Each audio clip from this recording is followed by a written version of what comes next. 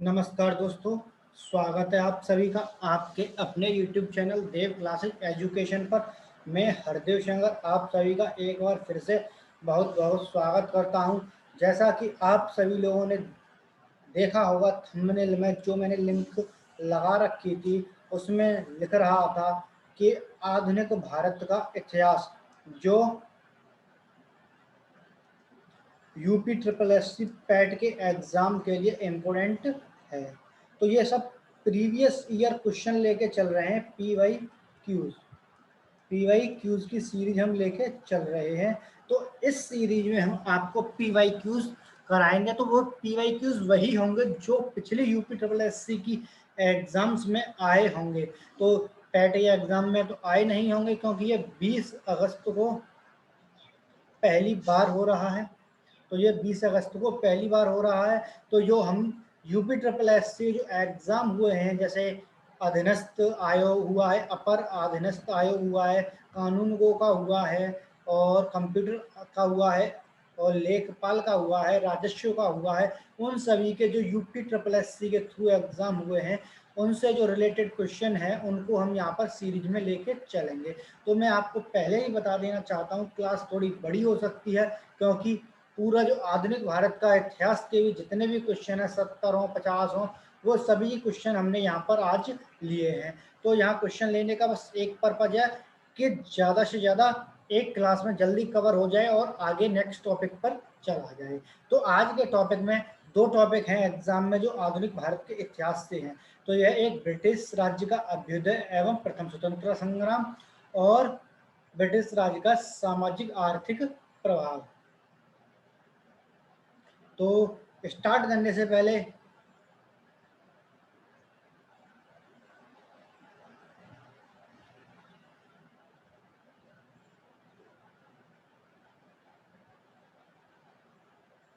मैं आप लोगों से कहना चाहूँगा, तो एक बार क्लास को आप शेयर कर दीजिए और लाइक कर दीजिए। जिस किसी ने वीडियो लाइक नहीं की हो शेयर कीजिए, और चैनल जिस किसी ने सब्सक्राइब नहीं किया हो भाई वो सब्सक्राइब भी कर ले और अपने दोस्तों को शेयर कर दीजिए। और नोटिफिकेशन बेल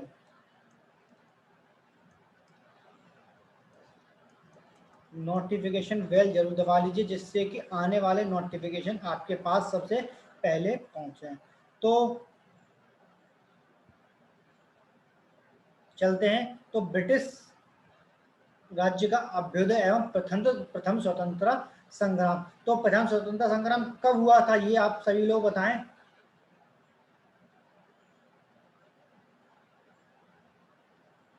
देखिए कब हुआ था, पहले क्वेश्चन पे चलते हैं। क्वेश्चन पे ही हम आपको बता देंगे तो ठीक क्या है प्रथम स्वतंत्रता संग्राम।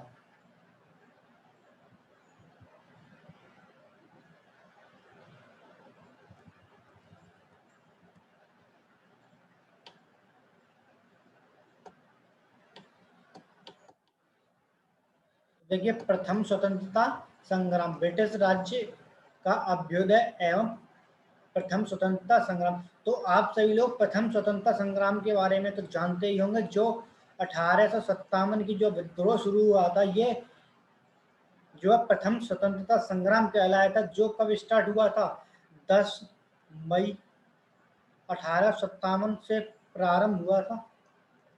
तो 10 मई 1857 से प्रारंभ हुआ था। जो और अंग्रेजों को देश से भारत से भगाने के लिए ये प्रथम स्वतंत्रता संग्राम चलाया गया था, क्योंकि अंग्रेजों ने ज़्यादा ही कुछ अत्याचार कर दिया था भारतीयों पर। तो उस अत्याचार को सहन न करवाने की वजह से और सब कुछ समझ लीजिए कि स्वतंत्रता संग्राम हुआ था कि सब कुछ जो बागडोर थी सब अंग्रेजों ने अपने हाथ में ले ली थी। वो साम दाम दंड भेद का तरीका अपनाने लगे थे। तो देखिए क्वेश्चन नंबर फर्स्ट से चलेंगे। तो क्वेश्चन नंबर फर्स्ट, और थोड़ा जूम कर लूँ मैं हो सके तो।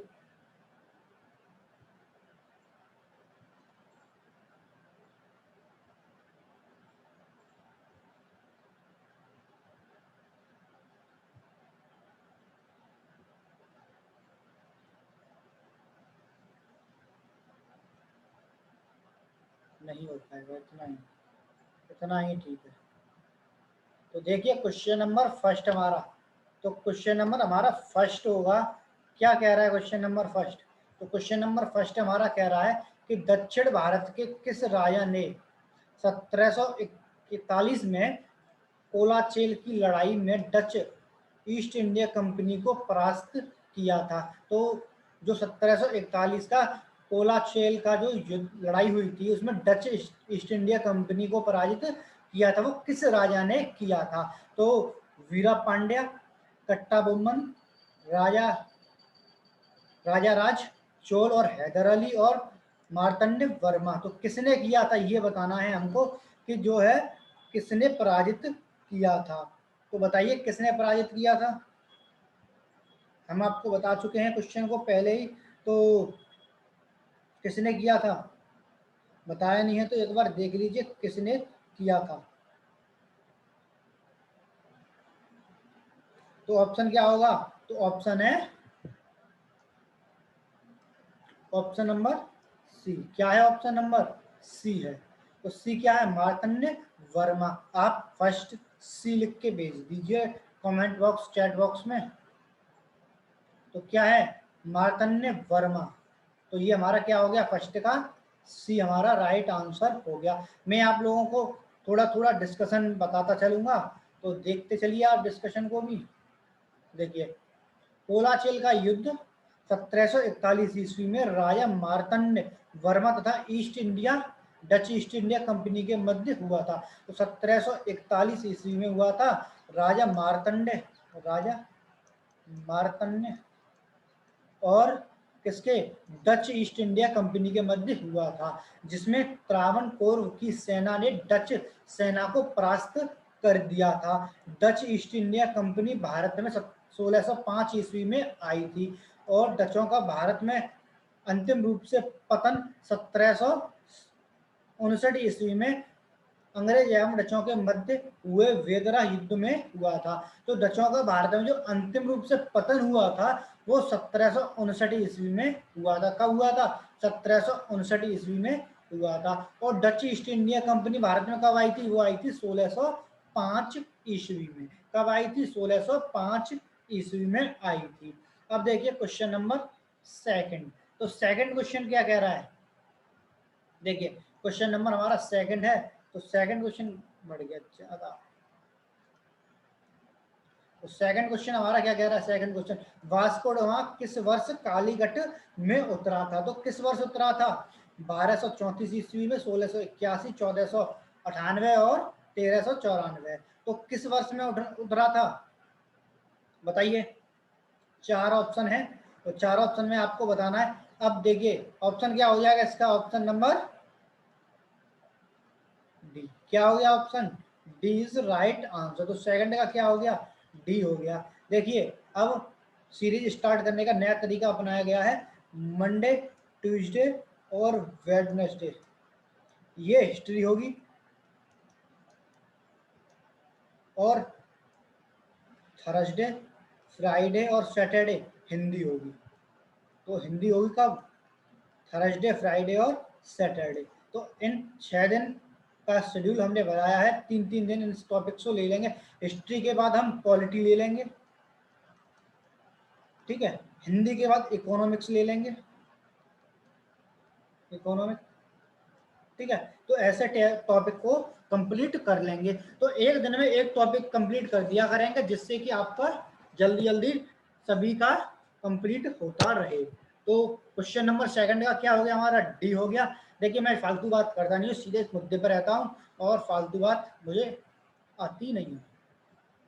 अब देखिए क्वेश्चन नंबर क्या है? क्वेश्चन नंबर हमारा सेकंड का क्या था? डी था। तो डी का देखिए, पुर्तगाली जो नाविक था वास्को डिगामा 20 मई 1498 कब आया था? 20 मई 1498 कब आया था? 1498 को मालाबार के कालीकट केरल के तट पर पहुंचा था। वहां के शासक जमोरिन ने क्या किया था? उसका स्वागत किया था। तो स्वागत करने वाला शासक कौन है? जमोरिन है, ने उसका क्या किया था? उसका स्वागत किया था। 1502 ईस्वी में वह पुनः भारत आया। तो ये दूसरी बार कब आया था? 1502 ईस्वी में। कब आया था? 1502 में, और तीसरी बार आया था ये 1524 ईस्वी में। कब आया था? 1524 ईस्वी में। तो 1524 में आया था ये तीसरी बार। अब चलते हैं क्वेश्चन नंबर थर्ड पे। तो थर्ड क्वेश्चन क्या कह रहा है, देखिए। तो क्वेश्चन नंबर थर्ड कह रहा है कि वास्को डी गामा एक पुर्तगाली अन्वेषक ने, यहाँ पे लिख लीजिए किस वर्ष में भारत के समुद्री मार्ग की खोज की थी। तो जब वो आया होगा तभी उसने खोज की होगी। तो कब आया था बताइए? 1498 में आया था। कब आया था? 1498 में वो पहली बार आया था। तो आंसर क्या हो गया हमारा? 1498। अभी सेकंड क्वेश्चन पर ही मैंने आपको बताया था। तो थर्ड का क्या हो गया आपका? सी। क्या हो गया? थर्ड का सी। अब देखिए इसके बारे में डिस्कशन में चर्चा कर लेता हूं।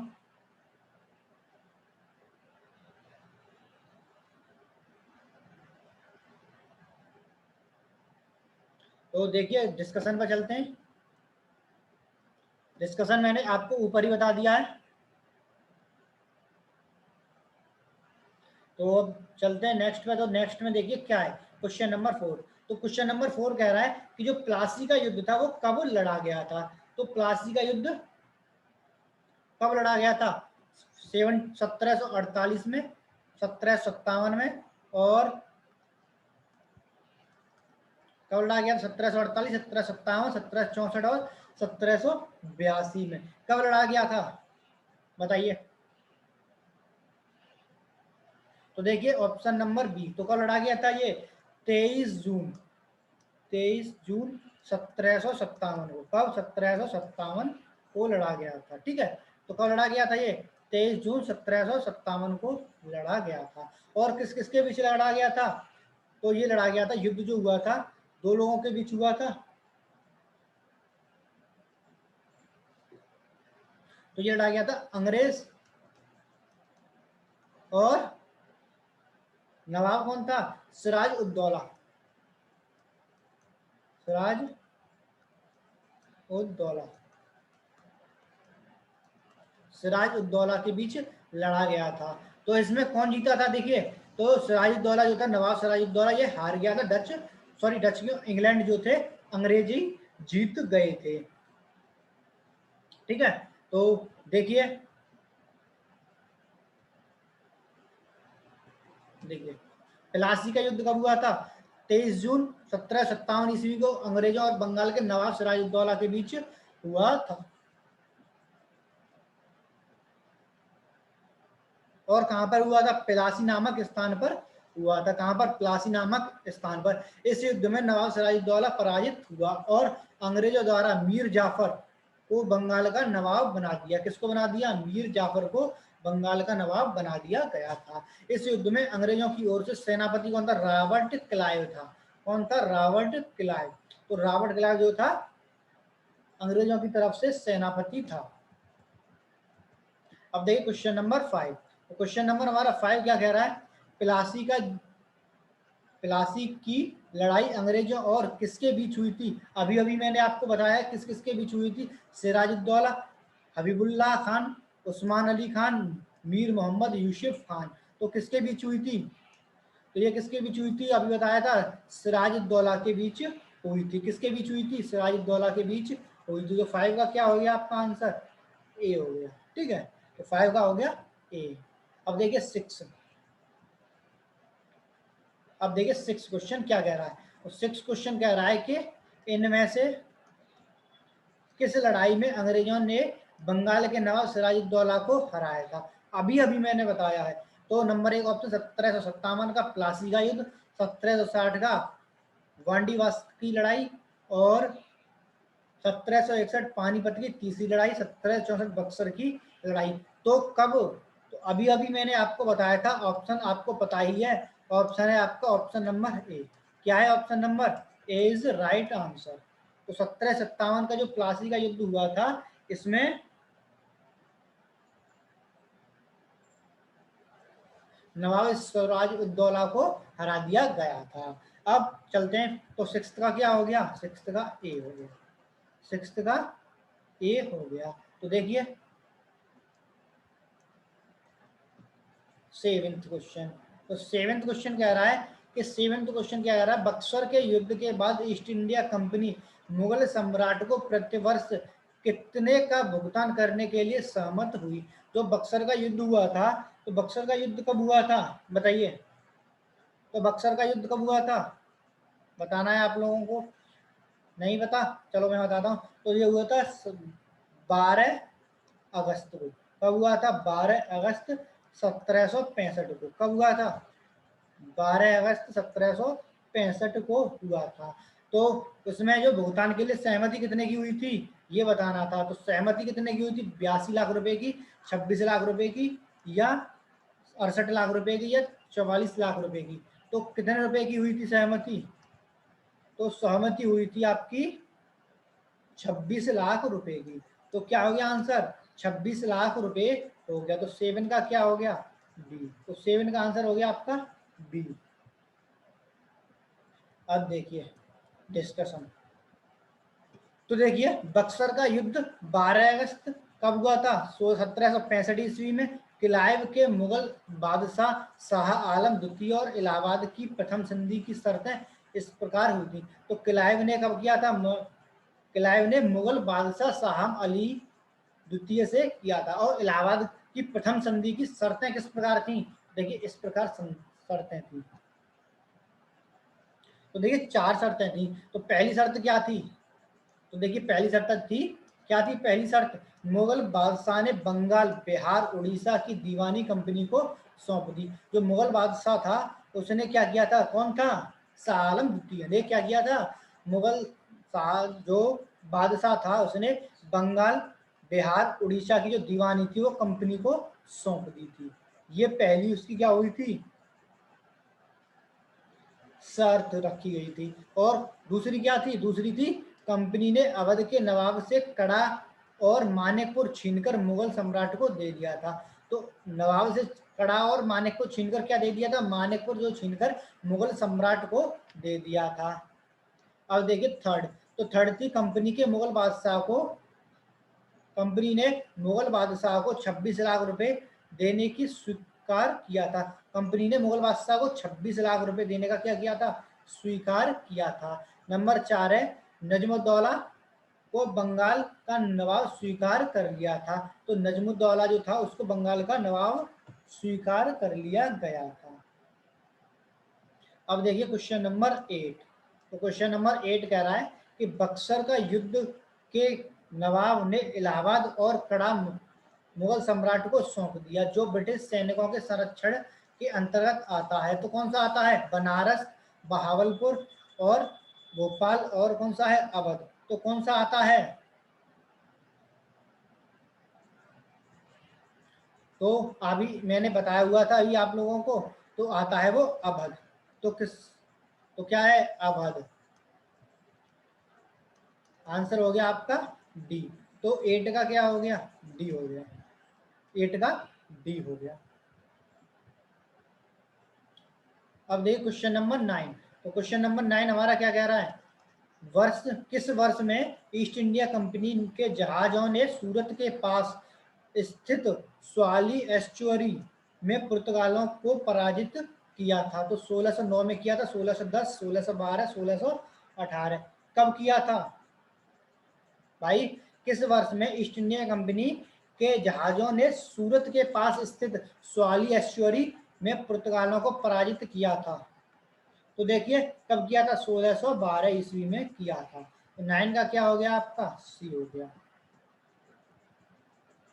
देखिए 1612 ईस्वी में ईस्ट इंडिया कंपनी के जहाजों ने सूरत के निकट स्वाली के समुद्र तट पर पुर्तगालों को पराजित किया। इस समुद्र में अंग्रेजी सेना का नेतृत्व कैप्टन बेस्ट ने किया। किसने किया था? कैप्टन बेस्ट ने किया। अंग्रेजों की इस विजय से पुर्तगाल एकाधिकार की निरंतरता भंग हो गई थी। किसकी? पुर्तगालियों की जो एकाधिकार की निरंतरता थी वो भंग हो गई थी। अब देखिए क्वेश्चन नंबर 10। तो क्वेश्चन नंबर 10 क्या कह रहा है? तो देखिए 10 कह रहा है कि पहली डेनिश ईस्ट इंडिया कंपनी ने अपना परिचालन किस वर्ष शुरू किया था? तो किस वर्ष शुरू किया था? 10वें का हमें आंसर बताना है। 1616 में, 1630, 1650, 1670 कब किया था प्रारंभ? तो ये किया था 1616 में। कब किया था? 1616 में, 1616 में किया था। तो हमारा 10 का क्या हो गया आंसर? ए हो गया। तो देखिए डिस्कशन की ओर, देखिए तो अंग्रेजों के बाद डेनिस 1616 में भारत आए थे। तो डेनिस कब आए थे? 1616 ईस्वी में आए थे।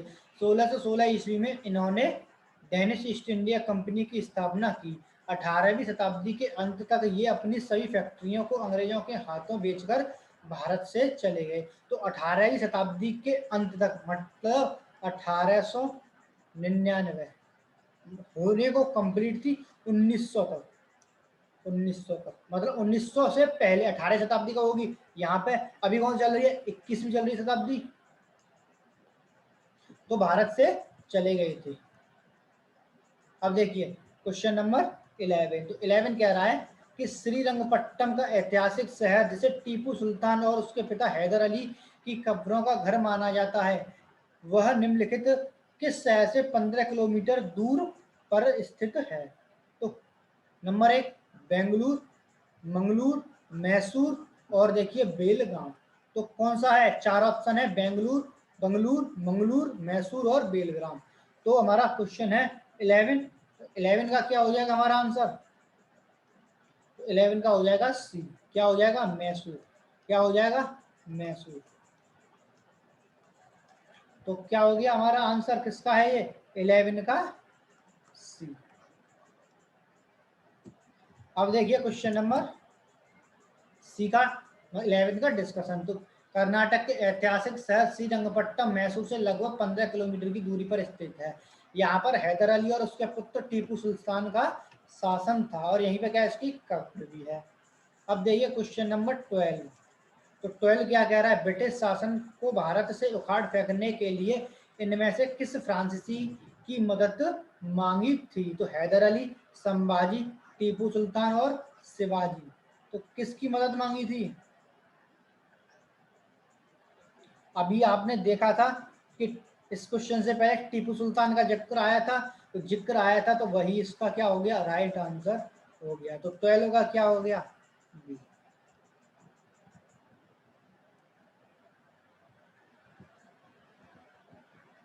देखिए क्वेश्चन नंबर 13। तो 13 क्या कह रहा है? 13 कह रहा है टीपू सुल्तान कहाँ का शासक था? तो कहाँ का था? हैदराबाद, मैसूर, मदुरई और विजयनगर। तो कहाँ का था?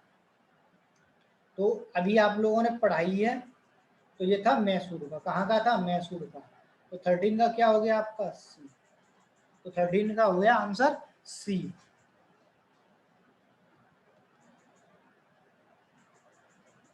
अब आते हैं क्वेश्चन नंबर 14 पर।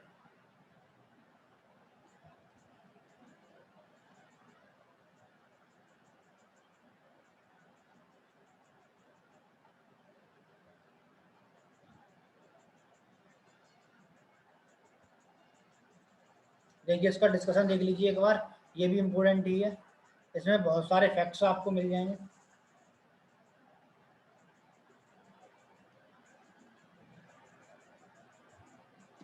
तो देखिए टीपू सुल्तान मैसूर का शासक था। ये भाई एक बार शेयर कर दो। नाम किसी का लिया नहीं जाता है क्योंकि प्रीमियर चल रहा है। ये फ्रांस की क्रांति से अत्यधिक प्रभावित थे। इन्होंने रंगपट्टन को अपनी राजधानी बनाया तथा यहाँ जैकोबिन क्लब की स्थापना की। किस क्लब की थी? जैकोबिन क्लब की स्थापना की थी। साथ ही अपनी राजधानी में फ्रांस एवं मैसूर के मैत्री का प्रतीक स्वतंत्रता का वृक्ष लगाया। क्या लगाया था? स्वतंत्रता का वृक्ष लगाया था। टीपू सुल्तान ने अपने समकालीन विदेशी राज्यों से मैत्री संबंध बनाने तथा अंग्रेजों के विरुद्ध सहायता प्राप्त करने के लिए आधुनिक रीति से दूतावासों की स्थापना की थी। तो दूतावासों की स्थापना किसने की थी? टीपू सुल्तान ने। अब देखिए क्वेश्चन नंबर 14। तो क्वेश्चन नंबर 14 कह रहा है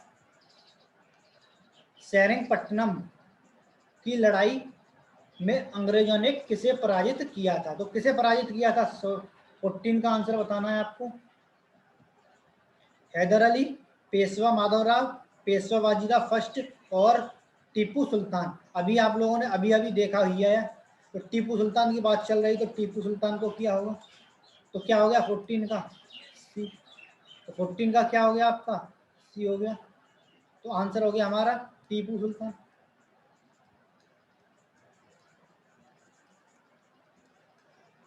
अब चलिए आगे 14 के डिस्कशन पर, तो डिस्कशन देखिए, सेरिंगपट्टम पट्टनम या श्रीरंगपट्टनम के युद्ध में अंग्रेजों को 1799 ईस्वी में टीपू ने टीपू सुल्तान को हराया था। किसको हराया था? टीपू सुल्तान को 1799 में अंग्रेजों ने। तो किसने? अंग्रेजों ने।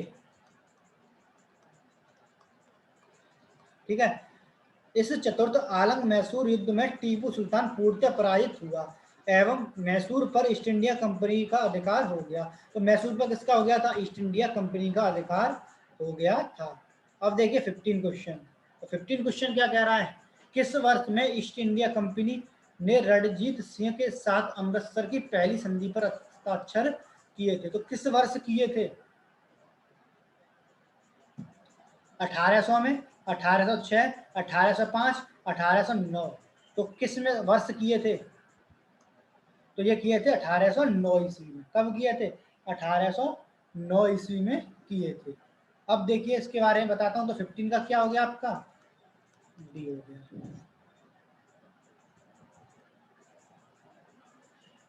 देखिए,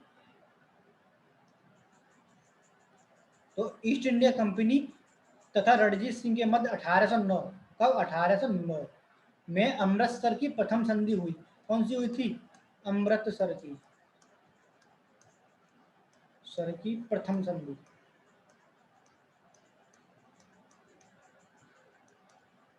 हुई थी, जिसकी मध्यस्थता चार्ल्स मेटकॉफ ने की थी। यह संधि लॉर्ड मिंटो प्रथम के शासनकाल में हुई थी। तो किसके में हुई थी? लॉर्ड मिंटो प्रथम के शासनकाल में हुई थी।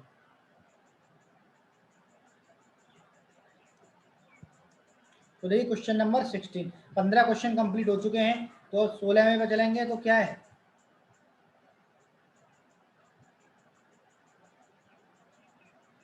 तो 16 कह रहा है, बम्बई अब छत्रपति शिवाजी महाराज टर्मिनल से थाने के मध्य पहली यात्री ट्रेन किस वर्ष चलाई गई थी? तो कब चलाई गई थी? इसका तो आंसर सभी को पता ही होगा। 1935, 1853, 1925, 1840। कब चलाई गई थी? तो बताइए। तो ये कब चलाई गई थी? 1853 में। कब? 16 का सी, 1853। आंसर हो गया 1853। देखिए, भारतीय रेल निर्माण की दशा में प्रथम प्रयास ब्रिटिश गवर्नर लॉर्ड डलहौजी ने क्या बहुत काम किए थे। ठीक है। तो लॉर्ड डलहौजी की रणनीति भी थी। तो प्रथम ट्रेन 1853 ईस्वी में बंबई से थाने के बीच चलाई गई थी। या थाने या थाने। अब देखिए क्वेश्चन नंबर 17। तो 17 क्वेश्चन कह रहा है, भारत के governor general Lord William Bentinck ने सती प्रथा को समाप्त करने हेतु किस वर्ष में कानून पारित किया था? तो किस वर्ष में किया था? 1819, 1825, 1829 और 1832। तो किस वर्ष किया था? तो देखिए 1829 में किया था। कब किया था? 1829। 17 का क्या हो गया आपका? सी हो गया। क्या हो गया 17 का? सी, 1829 में। ठीक है। अब चलते हैं नेक्स्ट क्वेश्चन नंबर 17 के डिस्कशन पर। तो इसमें कुछ नहीं है। तो जो सती प्रथा को समाप्त करने के लिए किया था, क्या किया था? सती प्रथा को समाप्त करने के लिए किया था। अब देखिए क्वेश्चन नंबर 18। 18 क्या कह रहा है? निम्नलिखित में से कौन सा दूसरा प्रांत था जिसने सहायक संधि स्वीकार की थी? तो किसने की थी सहायक संधि स्वीकार? अवध, मैसूर, पूना और तंजौर। तो किसने की थी? तो ये की थी मैसूर ने। किसने? मैसूर ने की थी। तो 18 का क्या हो जाएगा आपका? मैसूर हो जाएगा। आंसर हो गया मैसूर। तो 18 का हो गया आपका बी। तो 18 का क्या हो गया आपका बी। अब देखिए इसके बारे में, देखिए भारतीय राज्यों को अंग्रेजी राजनीति परिधि में लाने के लिए लॉर्ड वेलेस्ली की सहायक संधि प्रणाली का प्रयोग किया। सहायक संधि को स्वीकार करने वाला पहला राजा हैदराबाद, मतलब पहला राज्य कौन सा था? हैदराबाद। इसका पुराना नाम आपको बताना क्या था हैदराबाद में? 1798 1800 व दूसरा मैसूर 1799, कंसौर अक्टूबर 1799, अवध 1801, पेशावर 1802। बरार के भोसले कब हैं? बरार के भोसले जो हैं कब हैं? 1803 में। सिंधिया 1804, जोधपुर, जयपुर, बूंदी, भरतपुर, ये सब कहाँ है?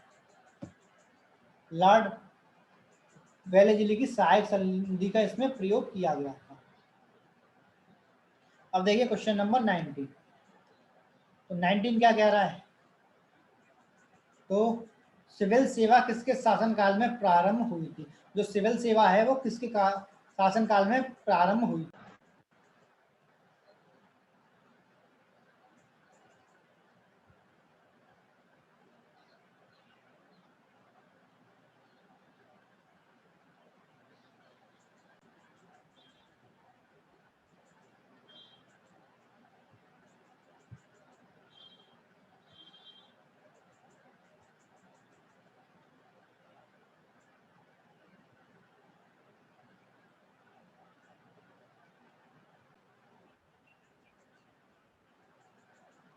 तो देखिए ऑप्शन क्या हो जाएगा हमारा? तो हमारा ऑप्शन होगा कौन सा? तो ऑप्शन हो जाएगा हमारा ऑप्शन नंबर सी। क्या हो जाएगा? ऑप्शन नंबर सी हो जाएगा। तो 19 का क्या हो गया? सी हो गया। क्या हो गया? सी हो गया। अभी कुछ टेक्निकल प्रॉब्लम आई हुई थी तो ठीक हो गया, दोबारा क्लास जुड़ चुकी है।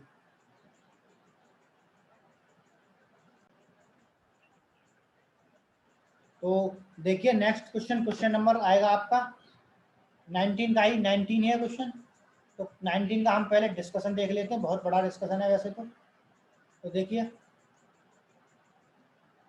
तो भारत में सिविल सेवा लॉर्ड कॉर्नवालिस 1786 से 93 ईस्वी के शासनकाल में प्रारंभ हुई थी। लॉर्ड कॉर्नवालिस जो थे वो भारत में सिविल सेवा का जनक कहा जाता है। तो लॉर्ड कॉर्नवालिस को क्या कहा जाता है? सिविल सेवा का जनक कहा जाता है। उसने कॉर्नवालिस संहिता प्रस्तुत किया जो शक्तियों के पृथक्करण पर आधारित थी। इसने कर तथा न्याय प्रशासन को पृथक कर दिया। मतलब इसने जो कर था, टैक्स था, और न्याय प्रशासन था, इसको क्या कर दिया? अलग अलग कर दिया था।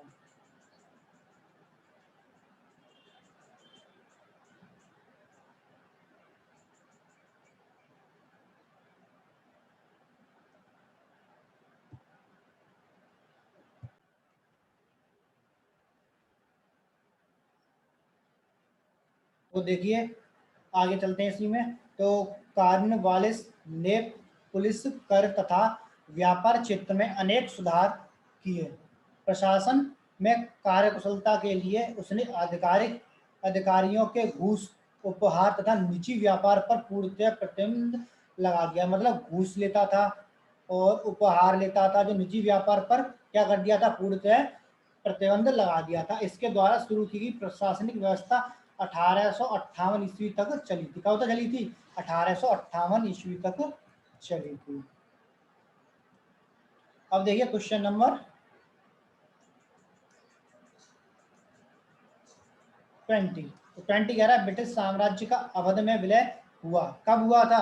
ब्रिटिश साम्राज्य का अवध में विलय कब हुआ था? 1853 ईस्वी में, और 1855 में, 1854, 1856। तो 53, 54, 55, 56। तो कब हुआ था? तो ये हुआ था 1856 में। कब हुआ था? 1856 में। ठीक है। तो 20 का क्या हो गया आपका? डी हो गया। 20 का डी हो गया। भाई एक बार शेयर कर दो क्लास को, जो कोई क्लास को देख रहा हो। अब चलते हैं नेक्स्ट क्वेश्चन, क्वेश्चन नंबर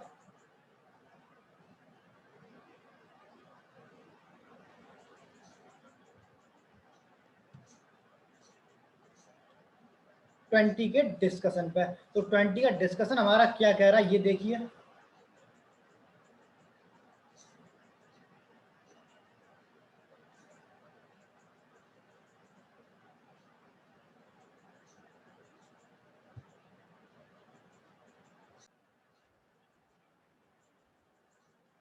तो 20 का आंसर हमारा डी है। तो इसकी डिस्कशन पे बात चल रही थी, तो डिस्कशन देखिए। तो डिस्कशन देखिए क्या कह रहा है। तो ब्रिटिश साम्राज्य में अवध का विलय 1856 ईस्वी में हुआ।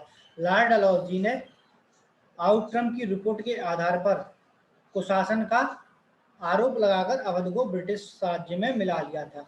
उस समय अवध का नवाब वाजिद अली शाह था। कौन था भाई? इन्होंने क्या किया था, लॉर्ड डलहौजी की जो आई थी एक हड़प नीति थी, लॉर्ड डलहौजी की हड़प नीति या विलय नीति। तो इसकी नीति थी कि साम दाम दंड भेद कुछ भी करके हम लोगों को शासन, जो राज्य हैं, प्रांत हैं, वो अपने में विलय करने थे। तो इसने क्या किया था कि जो कुशासन की, मतलब इसने कुशासन की आरोप लगाकर आउटरम की एक रिपोर्ट के आधार पर, एक आउटरम की रिपोर्ट होती थी, उसके आधार पर इसने कुशासन का आरोप लगा दिया और अवध को अपने साम्राज्य में मिला लिया था। और उस समय अवध का नवाब था वाजिद अली शाह था।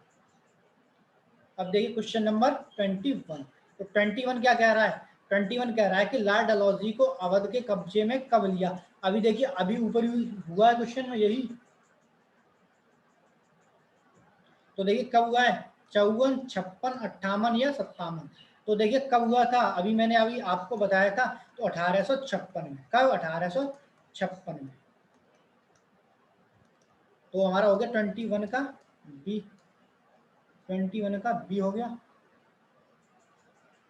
अब देखिए 21 का डिस्कस नहीं, पहले ही ऊपर ही है, तो डिस्कशन में कुछ नहीं है। तो देखिए 22।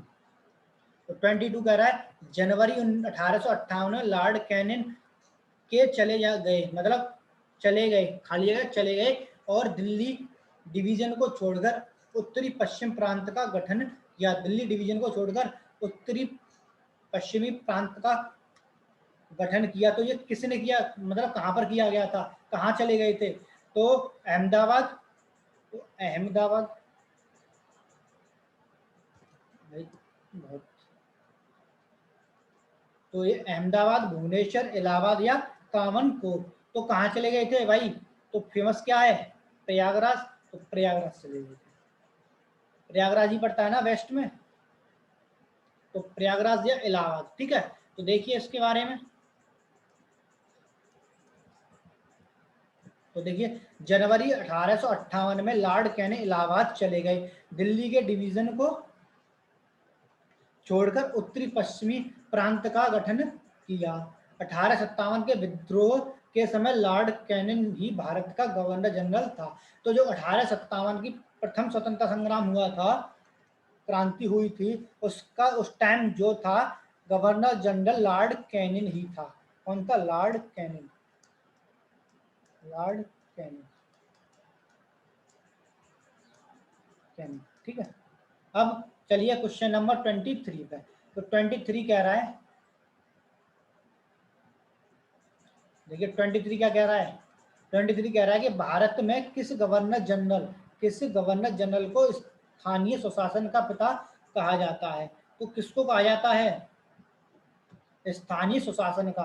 तो स्थानीय स्वशासन मतलब अपने स्थान का शासन चलाने वाला। तो Lord Wellesley, Lord Canning, Lord William Bentinck और लॉर्ड रिपन। तो किसको कहा जाता है? तो कहा जाता है ये आपका लॉर्ड रिपन को। किसको? लॉर्ड रिपन को, ठीक है। तो रिपन, पूरा नाम लॉर्ड रिपन, ठीक है। तो लॉर्ड रिपन को कहा जाता है। तो देखिए, तो लॉर्ड रिपन जो था, लॉर्ड रिपन के कार्यकाल में प्रस्तुत स्थानीय सुशासन प्रस्ताव 1882 ईस्वी में से भारत में आधुनिक स्थायी सुशासन का प्रारंभ माना जाता है। लॉर्ड रिपन को स्थानीय सुशासन का पिता भी कहा जाता है। तो स्थानीय सुशासन का पिता कैसे कहा जाता है? लॉर्ड रिपन को। इन्होंने प्रांतीय सरकारों को आज्ञा दी कि वे प्रांतीय तथा स्थानीय नागरिक वित्तीय साधनों का एक सर्वेक्षण करें, जिससे यह निश्चित किया जा सके कि किन किन पदों पर आम व्यय स्थानीय प्रशासन का सुपुर्द किया जा सकता है। तो 1800 कब हुआ था? 1882 में। और पिता किसको कहा जाता है? लॉर्ड रिपन को। अब देखिए नेक्स्ट क्वेश्चन, क्वेश्चन नंबर आएगा आपका 24। तो देखिए 24 क्या कह रहा है? तो 24 आपका क्वेश्चन कह रहा है कि हिंदू विधवा पुनर्विवाह अधिनियम 1856।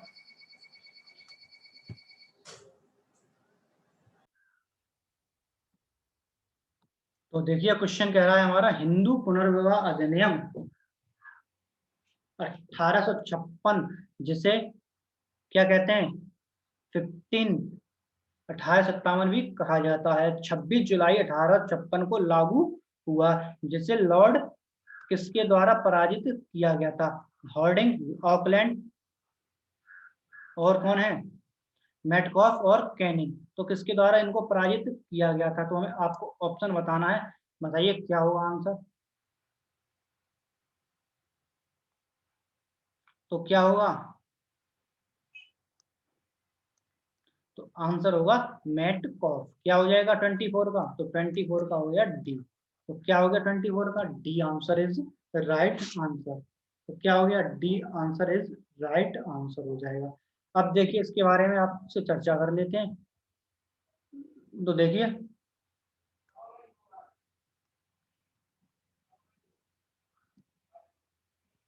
देखिए पुनर्विवाह विधवा पुनर्विवाह की स्थिति में सुधार लाने के लिए ईश्वर चंद्र विद्यासागर ने अथक प्रयत्न किए। किसने किए?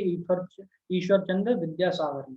ठीक है, अथक प्रयत्न किए। 1855 में विद्यासागर ने ब्रिटिश सरकार से विधवा पुनर्विवाह पर कानून बनाने का अनुरोध किया, जिसके परिणाम स्वरूप 26 जुलाई 1857 को हिंदू विधवा पुनर्विवाह अधिनियम 1856 लागू किया गया, जिससे लॉर्ड कैनिंग द्वारा पारित किया गया। किसके द्वारा? लॉर्ड कैनिंग द्वारा पारित किया गया।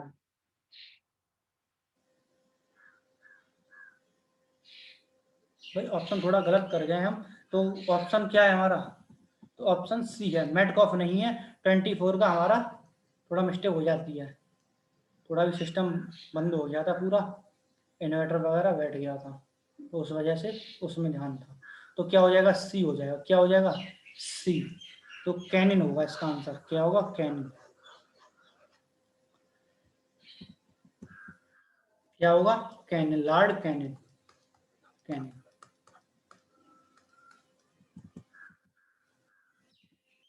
इस अधिनियम के द्वारा विधवा विवाह को वैध करार देते हुए इनसे पैदा होने वाले बच्चे को वैध माना गया। तो क्या किया गया था? वैध माना गया था।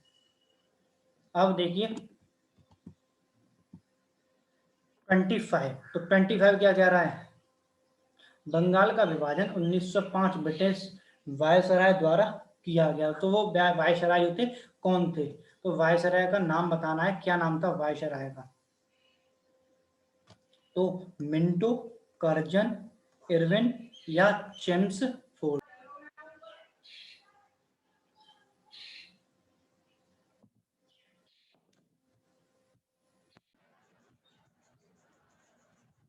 देखिए आज थोड़ा टेक्निकल इशू चल रहा है, नेटवर्क आ जा रहे हैं, आ रहे हैं, जा रहे हैं नेटवर्क, तो इस वजह से थोड़ा प्रॉब्लम आ रही है बार बार वीडियो में। तो कंटिन्यू करते हैं वीडियो को।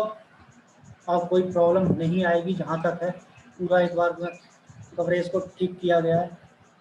तो देखिए, तो हमारा इसका आंसर क्या हो जाएगा? 25 का क्वेश्चन। क्वेश्चन नंबर 25 कह रहा है कि बंगाल का विभाजन 1905 ब्रिटिश वायसराय द्वारा किया गया। तो किस वायसराय द्वारा किया गया? मिंटो, कर्जन, इरविन या जेम्स फॉर्ड। तो किसके द्वारा किया गया था? ये हमारा आंसर इसका आएगा क्या? तो ये किया गया था हमारा कर्जन द्वारा। तो किसके द्वारा किया गया था? ये कर्जन द्वारा किया गया था। किसके द्वारा? कर्जन द्वारा।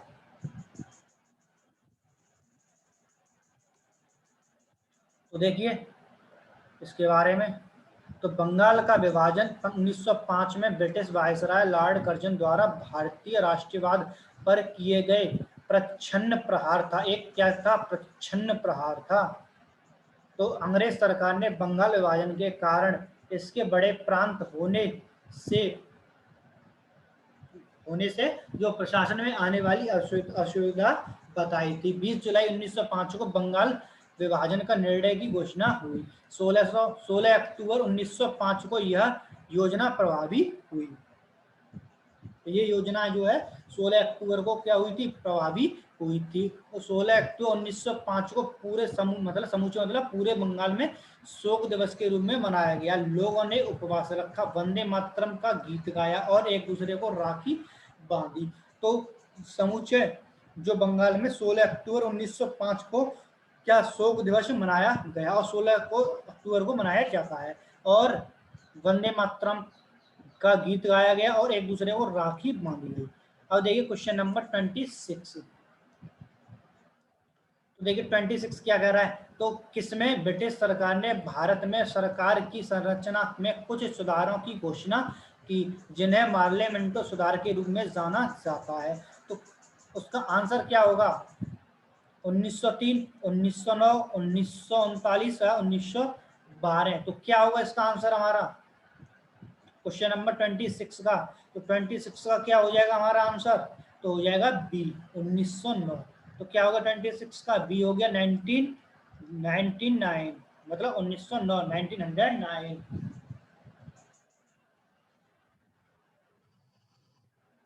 अब देखिए इसके बारे में बताता हूं। तो लॉर्ड कर्जन के साथ 1905 कर्जन के स्थान पर 1905 में लॉर्ड मिंटो भारत आया, जो कि वायसराय नियुक्त किया गया था। भारत का क्या किया गया था? वायसराय नियुक्त किया गया था। तथा जॉन मार्ले को भारत का सचिव ब्रिटिश संसद द्वारा पारित संवैधानिक सुधार, जिन्हें औपचारिक रूप से भारतीय परिषद अधिनियम 1909 कहा जाता है, कहा गया, सामान्यतः मार्ले मिंटो सुधार के नाम से जाना जाता है। तो मार्ले मिंटो सुधार के नाम से क्या है? जो 1909 का अधिनियम है उसको जाना जाता है। अब देखिए क्वेश्चन नंबर 27। तो 27 क्या कह रहा है कि जॉन मार्ले द्वारा तैयार किया गया मार्ले मिंटो सुधार निम्नलिखित में से किस वर्ष में अधिनियमित किया गया? तो किस वर्ष में अधिनियमित किया गया? 1909, 1920, 1997 और 1995। तो किस वर्ष में किया गया था? देखो ऊपर ही दिखाई दे रहा है 1909 में किया गया था। तो आंसर क्या हो जाएगा 27 का? हमारा ए हो जाएगा। देखिए अब चलेंगे इसके डिस्कशन नहीं दे रखा है, तो चलेंगे इसके क्वेश्चन पर 28 पर। तो 28 क्वेश्चन हमारा क्या कह रहा है? देखिए किस वर्ष में बंगाल विभाजन के दौरान भारत के वायसराय कौन थे? तो वायसराय तो कौन थे? तो देखिए कौन थे? पहले तो लॉर्ड कर्जन थे, या लॉर्ड एलिंग सेकंड, लॉर्ड हार्डिंग या लॉर्ड मिंटो। तो कौन थे? तो हमारा था लॉर्ड कर्जन। कौन था? लॉर्ड कर्जन था। कौन था? लॉर्ड कर्जन था। Option A is right answer. तो 28 का ए, लॉर्ड कर्जन। देखिए बंगाल का विभाजन लॉर्ड कर्जन 1899 से 1905 के कार्यकाल में 1905 में किया गया था। इसके निर्णय की घोषणा 20 जुलाई 1905 को की गई थी तथा यह 16 अक्टूबर 1905 को लागू हुआ। वर्ष 1911 के दिल्ली दरबार में बंगाल के विभाजन को नष्ट करने की घोषणा की गई थी। जो दिल्ली का दरबार था उसमें बंगाल के विभाजन को क्या किया गया था? नष्ट कर मतलब निरस्त करने की घोषणा की गई थी।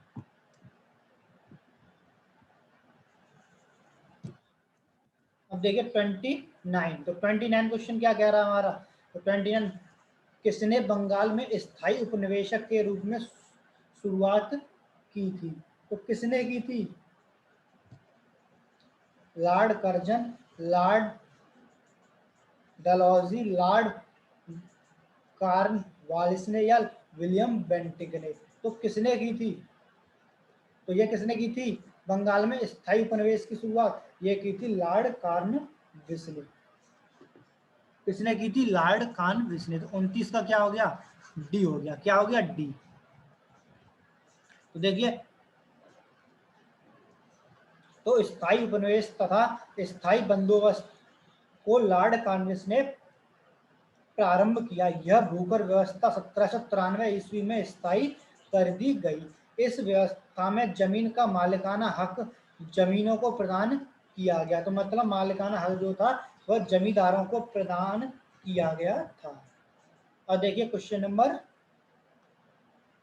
30। तो 30 क्या कह रहा है? निम्नलिखित में से कौन सी प्रणाली भारत में ब्रिटिश शासन के दौरान भूमि राजस्व प्रणाली से संबंधित नहीं है? तो जमींदारी और महलवाड़ी, दस्तक या रैयतवाड़ी। तो कौन सी है इसमें? तो आपको पता होना चाहिए, ये हमारी कौन सी है? दस्तक है। कौन सी है? दस्तक। तो आंसर हो गया हमारा ऑप्शन सी। तो 30 का क्या हो गया? सी। 30 का हमारा आंसर हो गया सी। देखिए, तो देखिए भारत में ब्रिटिश शासन के दौरान भूमि राजस्व में मुख्यतः 3 प्रणालियां प्रचलित थी। तो पहली प्रणाली क्या थी? स्थायी भूमि बंदोबस्त या जमींदारी प्रथा थी। और दूसरी थी रैयतवाड़ी व्यवस्था थी। और तीसरी थी महालवाड़ी बंदोबस्त। ठीक है। तो दस्तक भू राजस्व की प्रणाली न होकर बंगाल में ईस्ट इंडिया कंपनी द्वारा जारी एक परिपत्र था, जो कंपनी के अभिकर्ताओं को दिया जाता था ताकि वे प्रांत के अंदर बिना चुंगी दिए, मतलब कर दिए, व्यापार कर सके। तो तीन थी, तीन आपको मैंने बता दी कौन कौन सी थी? मारवाड़ी, रैयतवाड़ी और स्थायी भूमि बंदोबस्त या जमींदारी। तो देखिए क्वेश्चन नंबर 31। तो 31 क्या कह रहा है? महालवाड़ी प्रणाली जो कहाँ लागू की गई थी? जो महालवाड़ी प्रणाली थी वो कहाँ पर लागू की गई थी? तो किस जगह पर की गई थी? बिहार में, महाराष्ट्र, उत्तर प्रदेश और मद्रास। तो देखिए कहाँ की गई थी? ये की गई थी उत्तर प्रदेश में। कहाँ पर? यूपी में। ठीक है। तो 31 का क्या हो गया? आपका बी हो गया। क्या हो गया? 31 का बी हो गया।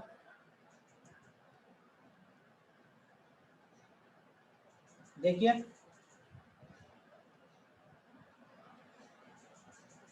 महालवाड़ी प्रणाली उत्तर प्रदेश, मध्य प्रांत तथा पंजाब में कुछ परिवर्तनों के साथ लागू की गई थी। इसके अंतर्गत ब्रिटिश भारत के कुल भूक्षेत्र का 30% हिस्सा शामिल था।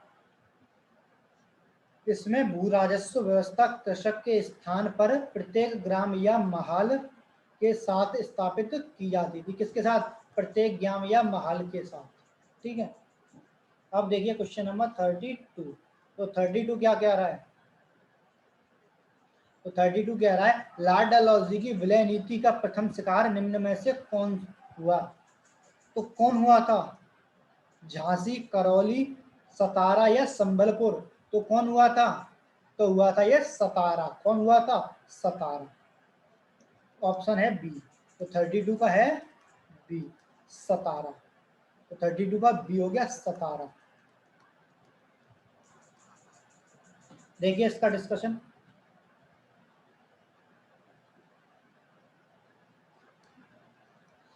तो इसके डिस्कशन में देखिए, लॉर्ड डलहौजी 1848 से 1856 ने व्यपगत के सिद्धांत या विलय नीति का आरंभ किया। इस सिद्धांत के अंतर्गत उसने निम्नलिखित प्रदेशों को क्रमशः अंग्रेजी साम्राज्य में विलय किया। 17 और 1848 में, जैतपुर एवं संबलपुर 1849 में, बघाट 1850 में, उदयपुर 1852 में, झांसी 1853 में, नागपुर 1854 में, करौली 1855 में। तो इस प्रकार डलहौजी की विलय नीति के ये सभी शिकार हुए थे। तो कितने हुए थे? तो 1 2 3 4 5 6 7, जो 7 प्रांत हुए थे। अब देखिए 33। तो 33 कह रहा है कि चक्रवर्ती राजगोपालाचारी से पूर्व भारत एवं गवर्नर जनरल कौन थे? Lord Mountbatten, Lord Irwin, Lord Mayo या वारेन हेस्टिंग? तो कौन थे? तो ऑप्शन क्या होना सही है? सही तो ऑप्शन है हमारा ए, लॉर्ड माउंटबेटन। तो 33 का क्या हो गया? ए हो गया, लॉर्ड माउंटबेटन। माउंटबेटन ये हमारा राइट आंसर हो गया। देखिए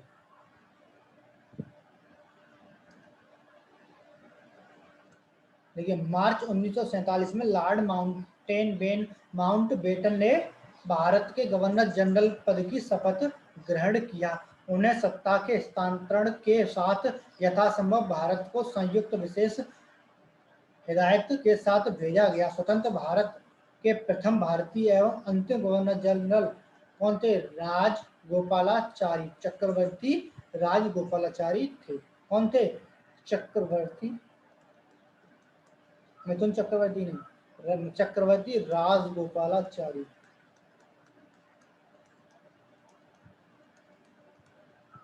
तो ये थे, ठीक है। तो ये क्या है? राजगोपालाचारी थे। अब देखिए 34 अभी आंसर इसका तो आपने यहाँ देखे बता दिया होगा। स्वतंत्र भारत के प्रथम भारतीय अंतिम गवर्नर जनरल कौन थे? कौन थे? चक्रवर्ती राजगोपालाचारी, लॉर्ड माउंटबेटन और नरसिम्हाचारी और कौन? रामास्वामी सिया। तो कौन थे? अभी आपने देखा है, दो ये लिखा है। तो क्या हो गया आंसर आपका? तो आंसर हो गया ए। तो क्या हो गया? चक्रवर्ती राजगोपालाचारी। 34 का ए।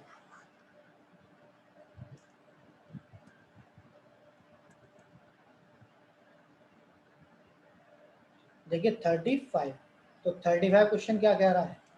तो 35 कह रहा है आपका 1947 में 1947 में लॉर्ड माउंटबेटन द्वारा घोषित भारत और पाकिस्तान के लिए सीमा आयोग का अध्यक्ष किया। तो अध्यक्ष कौन थे? सीमा अध्यक्ष का कौन थे? जो सीमा अध्यक्ष कौन थे? लॉर्ड कर्जन, लॉर्ड वेवेल या क्लीमेंट एटली या सीरिल रेड क्लिफ? तो कौन थे?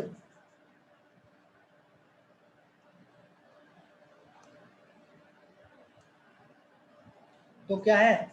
Cyril red Cliff. Bharat Pakistan के बीच जो सीमा का आयोग का अध्यक्ष कौन था? सीरियल सीरिल जो रेड क्लिफ। और जो भारत पाकिस्तान के बीच की जो सीमा है उसको क्या कहते हैं? Red Cliff. क्या कहते हैं? Red Cliff. देखिए रेखा संबंध इन्हीं से है, ठीक है। तो इसका बताने की कोई जरूरत नहीं है। तो देखिए क्वेश्चन नंबर 36, अंग्रेजों के खिलाफ भारतीय सैनिकों द्वारा पहला बड़े पैमाने पर विद्रोह, वेल्लोर विद्रोह किस वर्ष प्रारंभ हुआ था? 1812, 1806, 1800 और 1813? तो कब हुआ था? तो ये हुआ था 1806 में। कब हुआ था? 1806 में। तो 1806 में हुआ था, 1806। तो आंसर हो गया 36 का क्या? सी। 36 का सी हो गया। तो देखिए इसका डिस्कशन देखिए। जॉर्ज बार्लो 1805 से 1807 के शासनकाल में भारतीय सैनिकों द्वारा पहला बड़े पैमाने पर वेल्लोर विद्रोह 1806 ईस्वी में हुआ था। इस विद्रोह का मुख्य कारण सिपाहियों को उनके धार्मिक प्रतीक चिन्हों का प्रयोग से रोका गया था। कारण क्या था? सिपाहियों को जो मुख्य कारण था, सिपाहियों को उनके धार्मिक प्रतीक चिन्ह का प्रयोग करने से रोका गया था। देखिए क्वेश्चन नंबर 37, तो 37 कह रहा है मेरठ छावनी में 1857 के सैनिक विद्रोह की शुरुआत कब हुई थी? तो कब हुई थी? 8 मई 1857, 11 मई 1857, 10 मई 1857 और 9 मई 1857। तो आप सभी को बताया कि जो स्वतंत्रता संग्राम हुआ था वो प्रथम जो हुआ था तो कहाँ से हुई थी? कब से हुई थी? 10 मई 1857।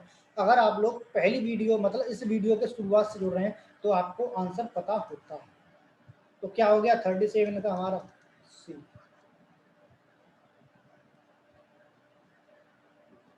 देखिए 10 मई 1857 को मेरठ स्थित छावनी में की 20वीं एनआई तथा तीसरी, मतलब कौन सी, 20वीं एनआई तथा तीसरी एलसी की पैदल टुकड़ी ने चर्बी लेकर कारतूसों का प्रयोग करने से इनकार कर दिया,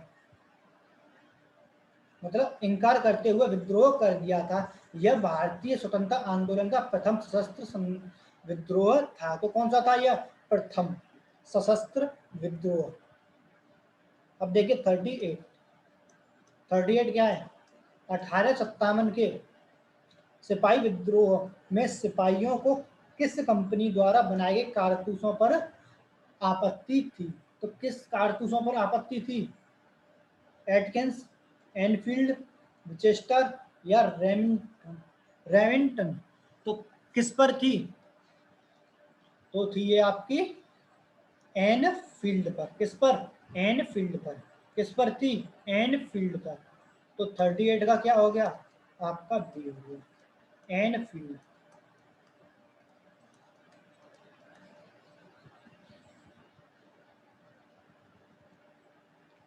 तो देखिए इसके बारे में मैं बताता हूँ आप सभी को। तो 1857 के सिपाही विद्रोह की घटना का तत्कालिक कारण चर्बी लगे कारतूसों का प्रयोग माना जाता है। तत्कालिक वायसराय लॉर्ड कैनिंग ने पुरानी और कई दशकों से उपयोग में लाई जा रही ब्राउन बेस बंदूक की जगह नई एनफील्ड राइफल का प्रयोग शुरू किया। क्या किसका किया, एनफील्ड राइफल का। इस राइफल में कारतूसों को लगाने से पूर्व दांत से खींचना पड़ता था। किससे, मतलब कारतूस लगाने से पूर्व क्या करता था, दांत से खींचना पड़ता था। इसी बीच यह अफवाह फैली कि कारतूस में गाय और सुअर की चर्बी लगी है। परिणाम स्वरूप हिंदू और मुसलमान दोनों भड़क उठे और 1857 विद्रोह की शुरुआत हो गई। अब देखिए 38 तक कंप्लीट हो चुके हैं। 39 देखिए, 39। तो 39 क्या कह रहा है, विद्रोह सिपाही विद्रोह किस वर्ष हुआ था। तो किस वर्ष हुआ था, 1920, 1857, 1842 या 1935। तो आप सभी को पता है कब हुआ था, 1857। ठीक है, कब हुआ, 1857। तो 39 का क्या हो गया,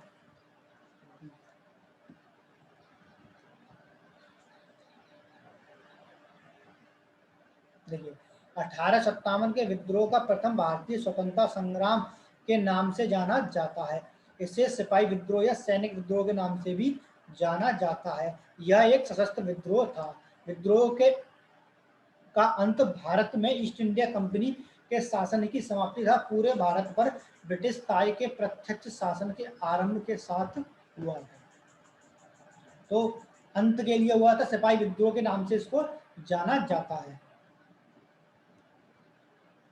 देखिए 40वां क्वेश्चन, क्वेश्चन नंबर 40 क्वेश्चन क्या कह रहा है, निम्न में से किन्होंने 1857 के सिपाही विद्रोह को विद्रोह नहीं कहा है। John Lawrence, Karl Marx, Syed Ahmed Khan और आरसी मजूमदार। तो किसने नहीं कहा है, तो ये नहीं कहा है कार्ल मार्क्स ने। किसने, कार्ल मार्क्स ने।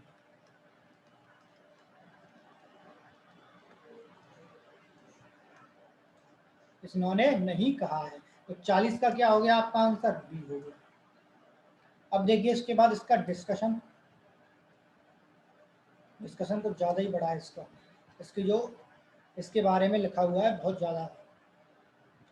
प्रश्न के अंग्रेजी संस्करण का सही हिंदी अनुवाद है, निम्न में किसने 1857 विद्रोह नहीं कहा है। तो कार्ल हेनरिक मार्क्स 1818 से 1883, कब तक है, 1818 से 1883 ने 1857 के विद्रोह मतलब सैनिक विद्रोह न मानकर उसे जन क्रांति विद्रोह मतलब राष्ट्रीय विद्रोह कहा है। मार्क्स ने 1857 के विद्रोह को भारत में स्वाधीनता संग्राम की चिंगारी कहा है। तो किसे क्या कहा है, और भारत के हीनता संग्राम की चिंगारी कहा। सॉरी। जबकि जॉन लॉरेंस ने और सैयद अहमद खान ने इसे सैनिक विद्रोह कहा है। Doctor RC. मजूमदार ने कहा है तथा कथित प्रथम राष्ट्रीय स्वतंत्रता संग्राम न तो पहला न राष्ट्रीय न ही स्वतंत्रता संग्राम था। मतलब क्या कहा है उन्होंने, तथा कथित प्रथम राष्ट्रीय स्वतंत्रता संग्राम न तो पहला न राष्ट्रीय तथा न ही स्वतंत्रता संग्राम था। यह 1857 के विद्रोह में राष्ट्रीयता की भावना का अभाव था और सैनिक विद्रोह से बढ़कर कुछ नहीं था। देखिए क्वेश्चन नंबर 41। तो 41 क्या कह रहा है, 1857 के प्रथम स्वतंत्रता विद्रोह में भाग लेने वाली प्रसिद्ध महिला स्वतंत्रता सेनानी कौन थी? कस्तूरबा गांधी, भीखाजी कामा, बेगम हजरत महल और सरोजिनी नायडू। तो कौन थी?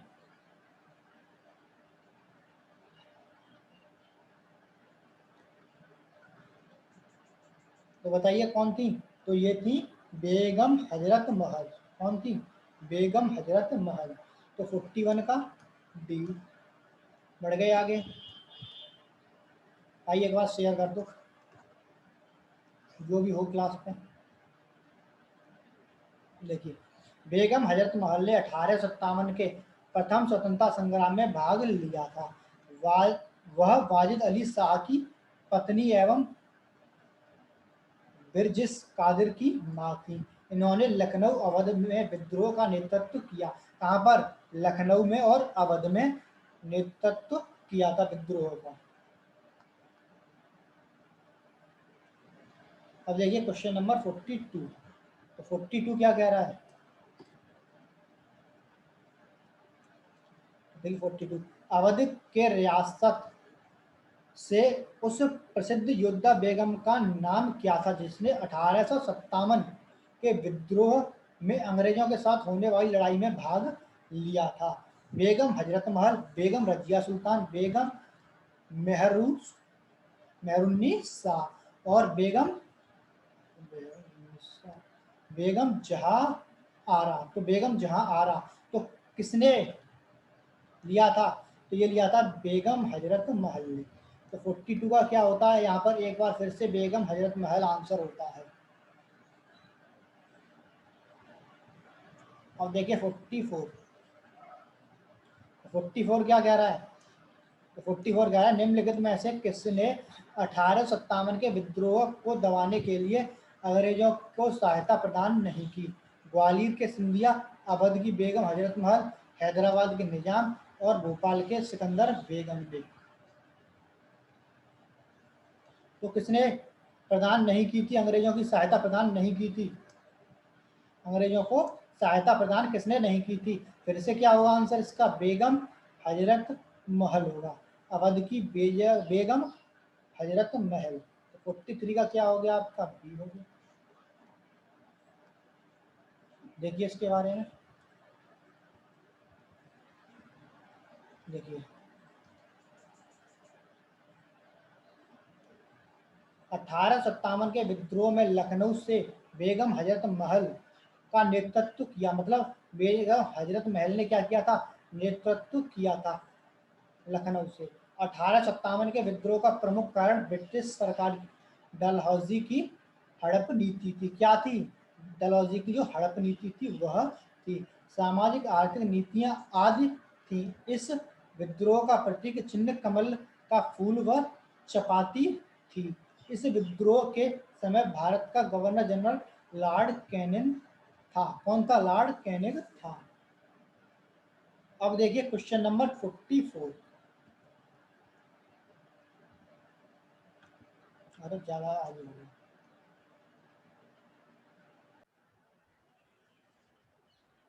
तो देखिए क्वेश्चन नंबर 44 पर चलते हैं। तो क्वेश्चन नंबर 44 हमारा कह रहा है 1857 के विद्रोह के प्रसिद्ध नेताओं में से एक तात्या टोपे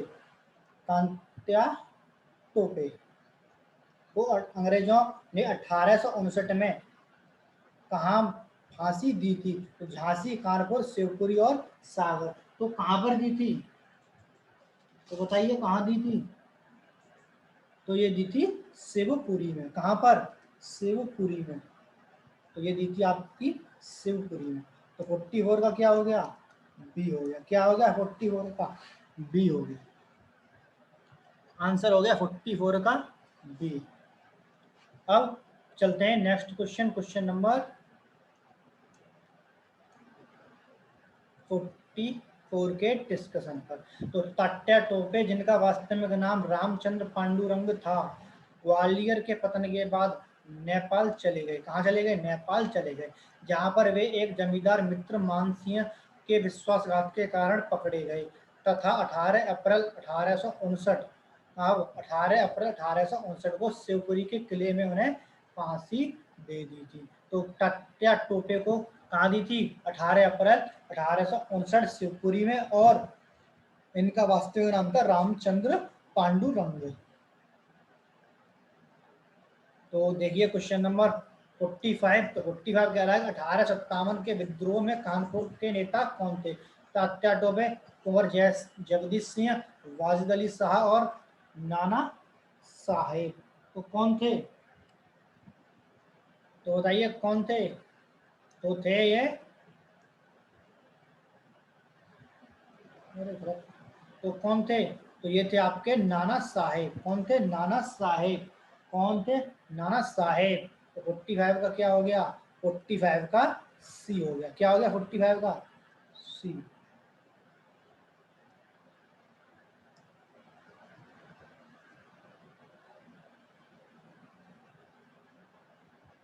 45 का सी।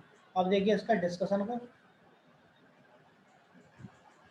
देखिए दिल्ली की में जो केंद्र था, वहां के नेतृत्वकर्ता कौन थे? जनरल बख्त खान, लखनऊ के बेगम हजरत महल, ग्वालियर के तात्या टोपे, बिहार के जगदीश कुंवर कुंवर जगदीश सिंह, झांसी की रानी लक्ष्मीबाई थी। ठीक है, तो ये जो थे नेतृत्वकर्ता थे 1857 की क्रांति। अब देखिए क्वेश्चन नंबर 46। 46 क्या कह रहा है? तो पल्ली जो आंदोलन संबंधित है, जो पल्ली आंदोलन है वो कहाँ से संबंधित है?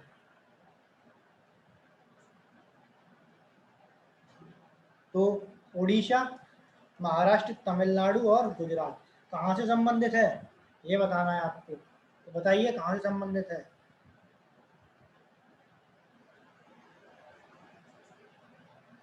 तो ये है आपका संबंधित तमिलनाडु से। कहाँ से है?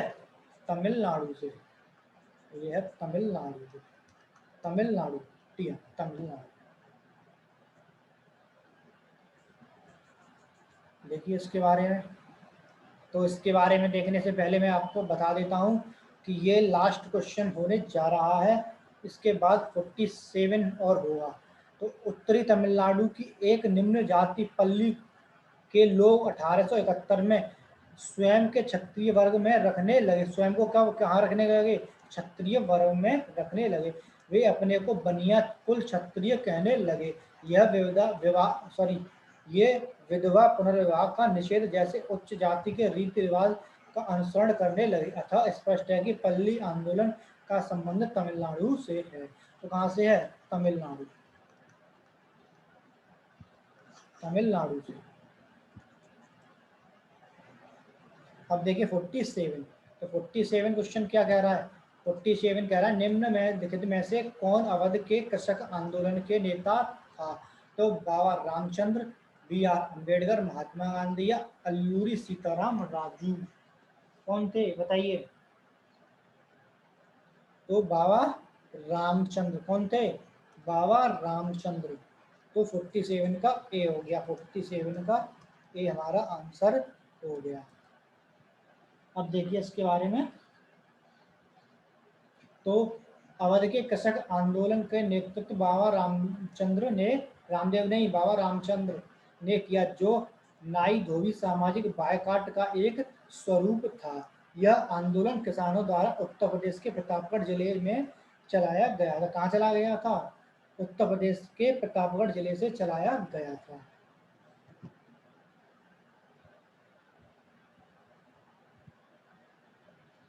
अब देखिए क्वेश्चन नंबर ये खत्म हो गया आपका, एक टॉपिक खत्म हो गया। अब सेकंड टॉपिक शुरू हो रहा है। सेकंड है ब्रिटिश राज का सामाजिक एवं आर्थिक प्रभाव। तो इसको देखिए, इसके क्वेश्चन देखिए सबसे पहले। तो क्वेश्चन नंबर फर्स्ट, फर्स्ट कह रहा है कि विश्वविद्यालय अनुदान आयोग का गठन किसकी सिफारिश पर किया गया। तो किसकी सिफारिश पर किया गया था? मुदालियर आयोग, कोठारी आयोग, डॉक्टर सर्वपल्ली राधाकृष्णन आयोग या सर्जेंट आयोग। तो किसके सिफारिश पर किया गया था? तो ये किया गया था डॉक्टर सर्वपल्ली राधाकृष्णन के आयोग के सिफारिश पर। तो किसकी सिफारिश थी? डॉक्टर सर्वपल्ली राधाकृष्णन की।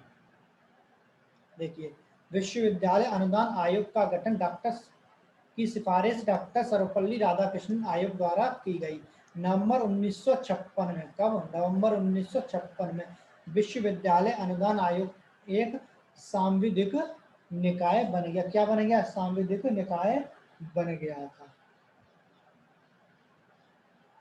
अब चलते हैं नेक्स्ट। हंटर आयोग ने किसके विकास पर अधिक बल दिया है? एक हंटर आयोग था, तो इसने किसके विकास पर बल दिया है? तो प्राथमिक शिक्षा, स्त्री शिक्षा, माध्यमिक शिक्षा या तकनीकी शिक्षा। तो किस पर दिया है? हंटर आयोग ने दिया है प्राथमिक शिक्षा पर जोर। तो सेकंड का क्या हो गया? प्राथमिक शिक्षा। क्या हो गया? प्राथमिक शिक्षा। अब देखिए, इसके बारे में मैं बता देता हूँ थोड़ा, तो जिससे जानकारी हो जाएगी। 1854 के वुड डिस्पैच के पश्चात शिक्षा के क्षेत्र में हुई प्रगति की समीक्षा करने के लिए 1882 में डब्ल्यू डब्ल्यू हंटर की अध्यक्षता विलियम वुड हंटर थे, ठीक है, तो ने एक आयोग नियुक्त किया। यह आयोग प्राथमिक और माध्यमिक शिक्षा की समीक्षा तक सीमित था। इस आयोग की रिपोर्ट में प्राथमिक शिक्षा के सुधार मतलब सुधार एवं विकास पर विशेष जोर दिया गया था। अब देखिए क्वेश्चन नंबर थर्ड। तो किस पर दिया गया था जोर? प्राथमिक शिक्षा पर। 1881 में केसरी अखबार की स्थापना किसने की थी? लाल मोहन घोष, मदन मोहन मालवीय, बाल गंगाधर तिलक या आनंद चारलू। तो किसने की थी? तो ये किया था आपका किसने? बाल गंगाधर तिलक ने। किसने? बाल गंगाधर तिलक ने। तो क्या हो गया थर्ड का? डी हो गया। क्या हो गया थर्ड का? डी हो गया। अब देखिए, तो 1881 में केसरी अखबार की स्थापना बाल गंगाधर तिलक द्वारा की गई। यह समाचार पत्र मराठी भाषा में प्रकाशित होने लगा। इसके साथ ही बम्बई से मराठा नामक समाचार पत्र का प्रकाशन अंग्रेजी भाषा में तिलक द्वारा किया जाता था। किसके द्वारा? तिलक द्वारा किया जाता था। तो देखिए कौन सा? बम्बई से मराठा नामक समाचार पत्र का प्रकाशन होने लगा था। अब देखिए फोर्थ क्वेश्चन।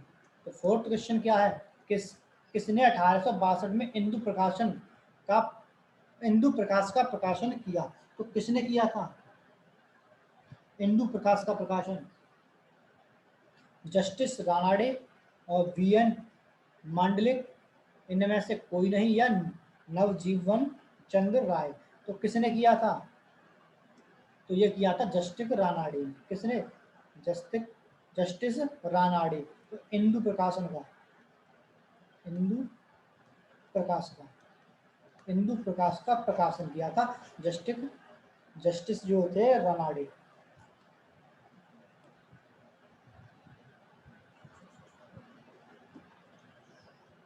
अब देखिए क्वेश्चन नंबर 4 का डिस्कशन। तो इंदु प्रकाश एक आंग्ल मराठी पत्र था जिसका प्रकाशन साप्ताहिक तौर पर किया जाता था। इसमें भारतीय स्वतंत्रता संघर्ष तथा ब्रिटिश शासन की आलोचना से संबंधित आलेख प्रकाशित किए जाते थे।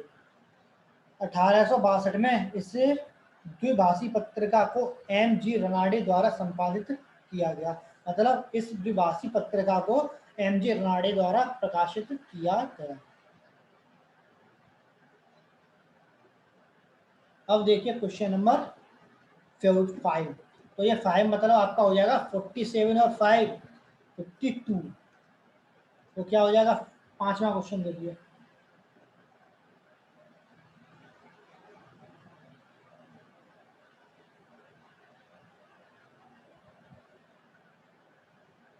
तो निम्नांकित सॉरी तो निम्नांकित में से स्वतंत्र समाचार पत्र या पत्रिका के संस्थापक कौन थे? तो नाम बताना कौन थे।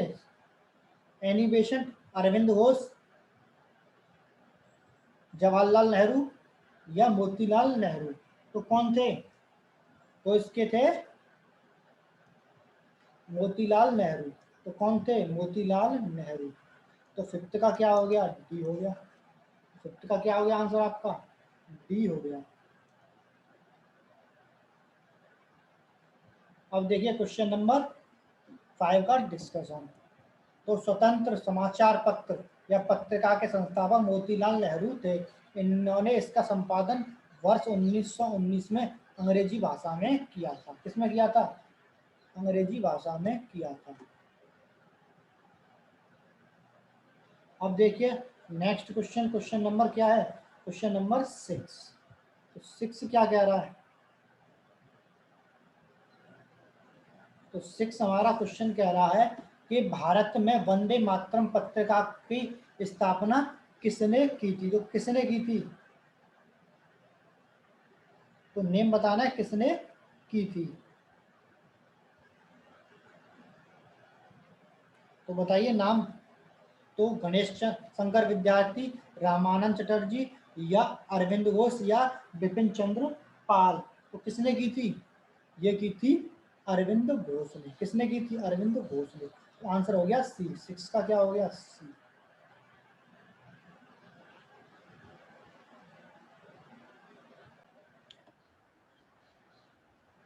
तो देखिए आंसर क्या था? अरविंद घोष। तो इसके बारे में देखिए क्या है।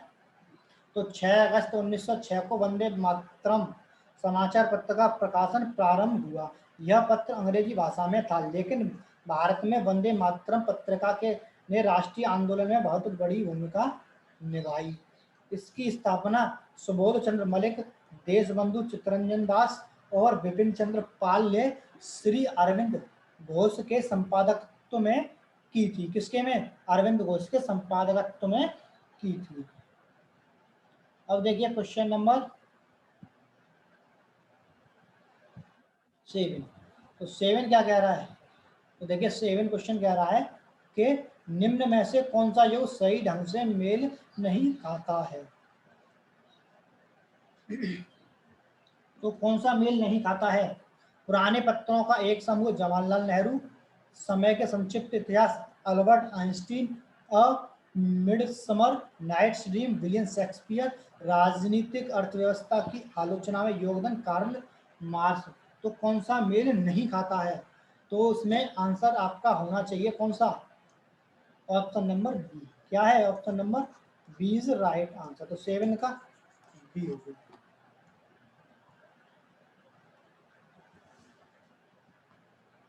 देखिए डिस्कशन नहीं दे रहा हूँ यार, बहुत बड़ी बोरिंग लग रही है, इस वजह से आप लोगों को बोरिंग लग रही है।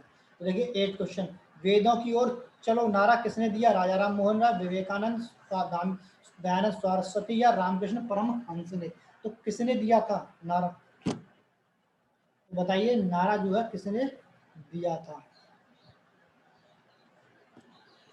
तो ये नारा दिया था आपका दयानंद सरस्वती ने। तो किसने दिया था? 8 का सी, दयानंद सरस्वती ने। देखिए वेदों की ओर लौटो नारा जो है दयानंद सरस्वती ने दिया था। और जन्म कब हुआ था इनका? 1824 में गुजरात के मोवरी नामक गांव में हुआ था। बचपन का नाम मूलशंकर था। 1875 में आर्य समाज की स्थापना की थी। कहाँ पर? मुंबई में की थी। और पुस्तक है इनकी सत्यार्थ प्रकाश। क्या है? सत्यार्थ प्रकाश है। ठीक है। अब चलिए नेक्स्ट क्वेश्चन, क्वेश्चन नंबर 9 पर। तो 9 कह रहा है कि दयानंद सरस्वती जो थे, स्वामी दयानंद सरस्वती ने किस शहर में पहली बार 1875 में आर्य समाज की स्थापना की? बम्बई, पुणे, अहमदाबाद, कलकत्ता। बताइए कौन से में की थी? तो की थी बॉम्बे में। किसमें? बॉम्बे में। तो 9 का क्या हो गया? ए हो गया। क्या हो गया? 9 का ए हो गया। आर्य समाज की स्थापना किसने की थी? भाई अभी अभी बताया है, किसने की थी बताइए? दयानंद सरस्वती ने की थी। कब की थी? 1875 में की थी। कहाँ पर की थी? बॉम्बे में। ठीक है। अब देखिए क्वेश्चन नंबर 11। 11 क्या कह रहा है? स्वामी विवेकानंद द्वारा 1997 में क्या किया गया था? शुद्धि आंदोलन शुरू किया गया था, या तत्वबोधिनी सभा की स्थापना, रामकृष्ण मिशन की स्थापना, या सर्वोदय भूदान आंदोलन की स्थापना की गई थी? किस क्या शुरू किया गया था? तो बताइए। तो ये किया गया था रामकृष्ण मिशन की स्थापना। किसकी? रामकृष्ण मिशन की स्थापना। तो क्या हो गया? सी हो गया आंसर। आंसर हो गया सी।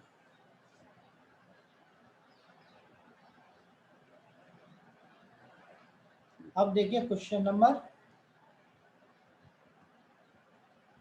11 का डिस्कशन।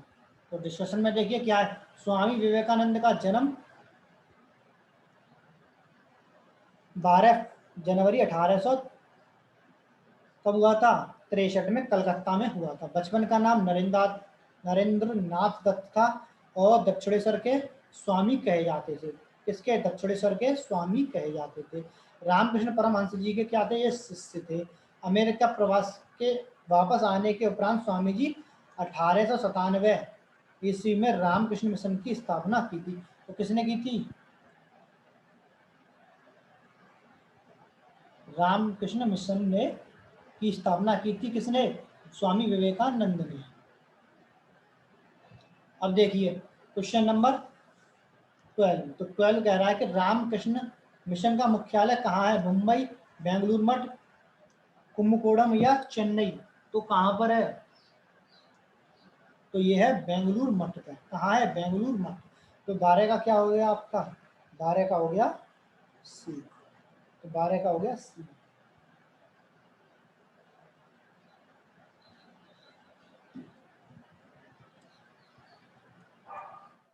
देखिए 1 मई 1857 को की थी। कब की थी स्थापना? 1 मई 1857। और वर्ष 1909 में सोसाइटी पंजीकरण अधिनियम के अंतर्गत इसे विविधता औपचारिक रूप से पंजीकृत किया गया था। कब? 1909 में। रामकृष्ण का जो मिशन का है, जो मुख्यालय बेलूर बेलूर में स्थित है।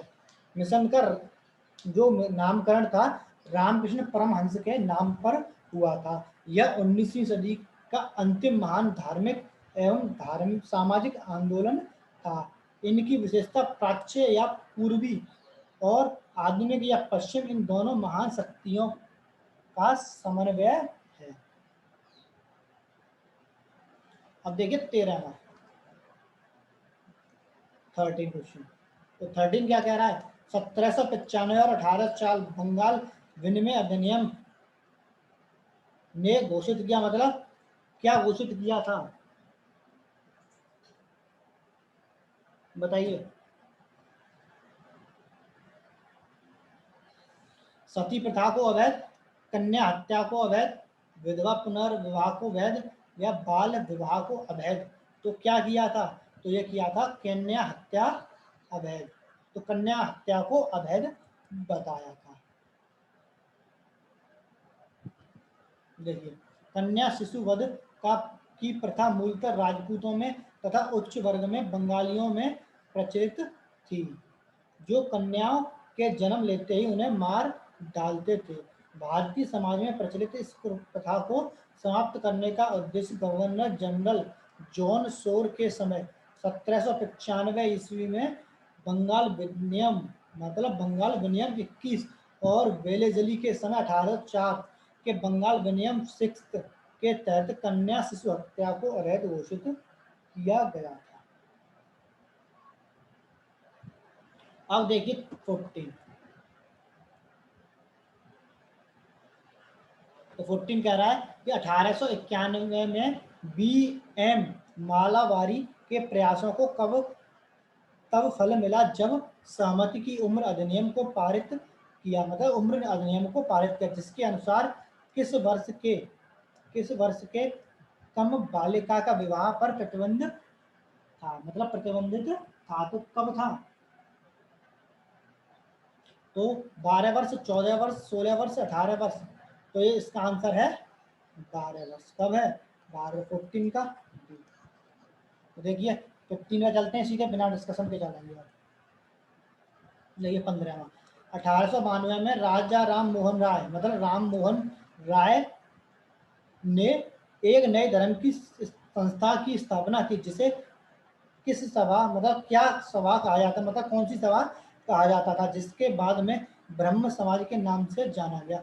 आत्मीय, सिद्धि, आर्य और जागृति। तो क्या थी वो, तो बताइए। तो ये थी आपकी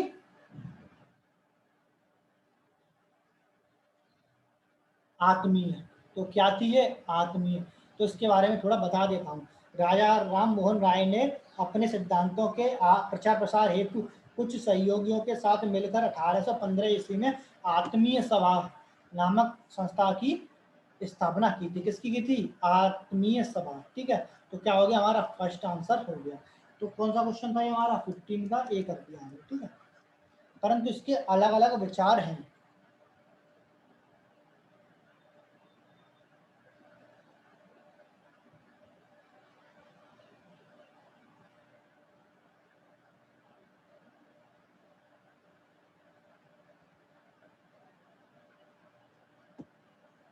अब देखिए 16 क्वेश्चन है हमारा। 1828 में ब्रह्म समाज की स्थापना निम्नलिखित में से किसके द्वारा की गई? राजा राम मोहन राय, दयानंद सरस्वती, केशव चंद्र सेन और स्वामी विवेकानंद। तो किसके द्वारा की गई थी? तो 16 का क्या हो जाएगा हमारा? राजा राम मोहन राय। क्या हो जाएगा? राजा राम मोहन राय। तो 16 का ए हो गया। 16 का ए हो गया।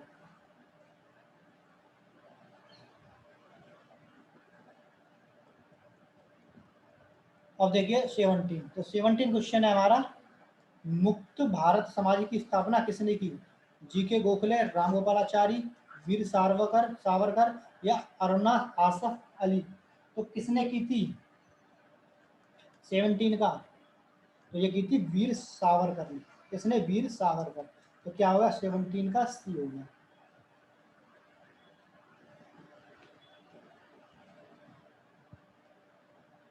अब देखिए 80। देखिए ब्रिटिश शासन के आगमन से पहले भारत की स्वतंत्र आर्थिक व्यवस्था थी। उस समय निम्नलिखित में से कौन सा व्यवसाय नहीं था? कृषि, हस्तशिल्प और निर्माण, और कौन सा है? पर्यटन। कौन सा है बताइए? तो ये है पर्यटन, जो व्यवसाय नहीं था। तो क्या हो जाएगा आपका? क्वेश्चन नंबर 18 का डी हो जाएगा। अब देखिए 19।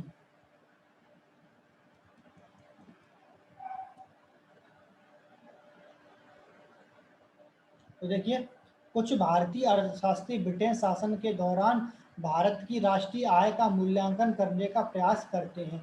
निम्नलिखित में से वो कौन से अर्थशास्त्री नहीं है, मतलब वो कौन अर्थशास्त्री नहीं है? Dadabhai Naoroji, V K R B Rao, R C Desai और प्रशांत चंद्र महालनोबिस। तो कौन है वो? तो ये हमारा 19 का आंसर हो जाएगा। कौन सा? डी, प्रशांत चंद्र महालनोबिस। क्या है? महालनोबिस। ठीक है, तो 19 का हो गया हमारा डी। क्या हो गया? डी।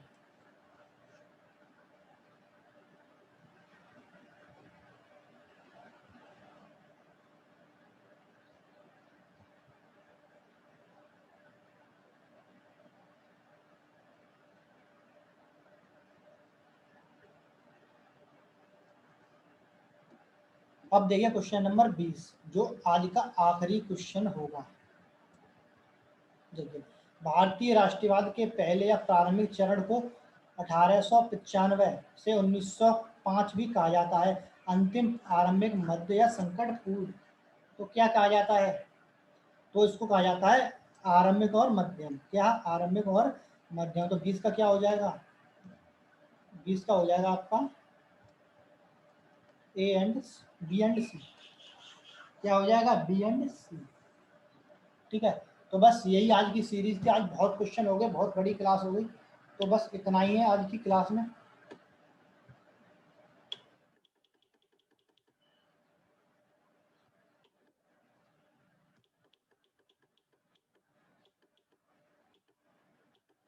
तो देखिए, ये हमने आज आधुनिक भारत के इतिहास को पूरा कर लिया है, जिसमें हमने सभी पीवाईक्यूज को लिया था। और आप अब इस क्लास को एक बार शेयर कीजिए और कमेंट करके बताइए कि वीडियो आपको कैसी लगी। तो मिलेंगे नेक्स्ट वीडियो में नेक्स्ट टॉपिक के साथ, तो भारतीय स्वतंत्रता संग्राम के साथ। तो बस आज की वीडियो में इतना ही, नेक्स्ट वीडियो मिलते हैं, तब तक के लिए थैंक यू।